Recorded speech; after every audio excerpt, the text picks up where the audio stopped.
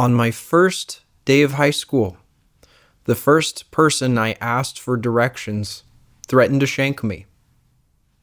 It went downhill from there. I was coming from a small co-ed elementary school where our graduating class, I think, was 18 people, to a massive all-boys Catholic high school. And at the time, our entering freshman class was about 300. I remember spending the summer thinking I was going to die. Keep in mind that this is an extremely successful sports-oriented high school. So you had a lot of big kids coming in because they were going to play sports.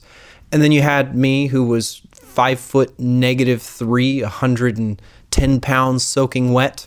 I had an amazing friend group in elementary school. It was also a Catholic school, so I actually got to spend time with them from kindergarten all the way to 8th grade, no middle school. Only 2 of them went to the same high school I was going to. The rest of them were all going together to a different one, which, of course, that was the school I wanted to go to. And I was really hoping my parents would. I was terrified going to this all-boys school, and my hope was that I would just survive my first week, or they would end up moving me to the other one. And I think by the time I started to feel sort of comfortable in high school, I had the energy of a chihuahua. Like, I wanted so badly to be like the bigger athletic kids, the jocks, but I just didn't really fit the bill. And so I was putting up a front a lot, I feel like. I also felt like this was something I had to do in order to fit in with that culture. I mean, I was starting basically fresh. I had a new identity, and so I had this need to sort of reinvent myself, which was actually pretty great freshman year because no one had gotten locked into their niches yet, but that really only lasted the first semester. Now, like I said, I went to a Catholic elementary school, so I was used to wearing uniforms, but this was an entire different vibe. And at some point, I eventually began to embrace that sort of militaristic aspect that came with it. There was this whole emphasis on character, integrity, intimidation, you might say, and I drank up that Kool-Aid. What did this mean? You couldn't really blend in. There was a clear and defined pecking order, and the upperclassmen just lorded over you. Take those ingredients and shake them up with a bit of testosterone, and things could get a little intense. When I first started, of course, the school felt like a maze. It consisted of multiple buildings, and they were all labeled with numbers, so I couldn't differentiate one from another. People either moved like they were on a mission and would shove you if you were in their way, or they would just kind of stand around milling about looking shady, up to no good. So if I was alone, I would walk like I had a purpose, no matter what, even if I had no clue where I was going.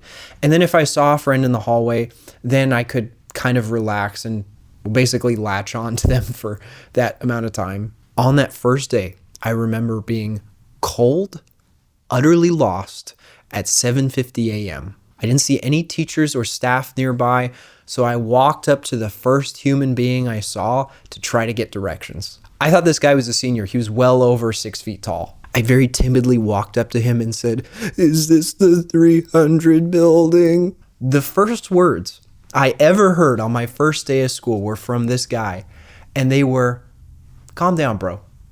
I'd shank you, but I won't."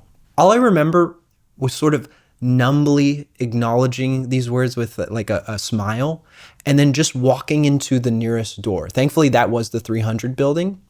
But as I'm walking in, I'm just coming to this realization that my days are very clearly numbered.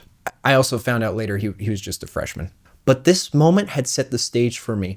I had learned that I was living in a battle royale long before Jennifer Lawrence or Fortnite warned us about it. And I was about to go through 4 years of this. Spoiler alert, it was not that bad. I mean, high school was actually kind of sick. We spent a lot of time goofing around like chimpanzees because there were no girls watching. After the last bell of the first day of school rang, I felt a sense of relief, maybe even a bit of accomplishment, but it wasn't quite over yet. I was waiting for my dad, and I noticed this time, I assume was another freshman, because he's a little bit smaller than me, having an even worse day than I was.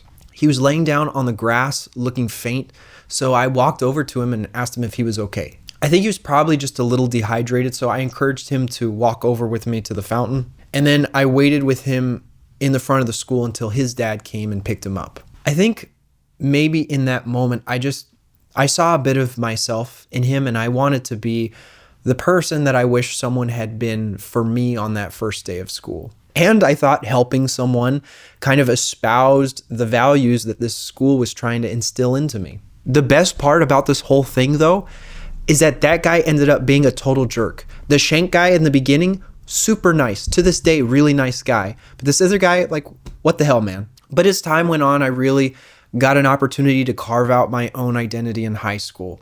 I got involved in volleyball, theater. Eventually, I took a film class. I got to experience my first breakup freshman year, which in hindsight, that was insane. Like, that didn't set up any healthy expectations at all. Friends came and went, and some I still have today. High school ripped me out of my comfort zone that I had spent so many years cultivating in elementary.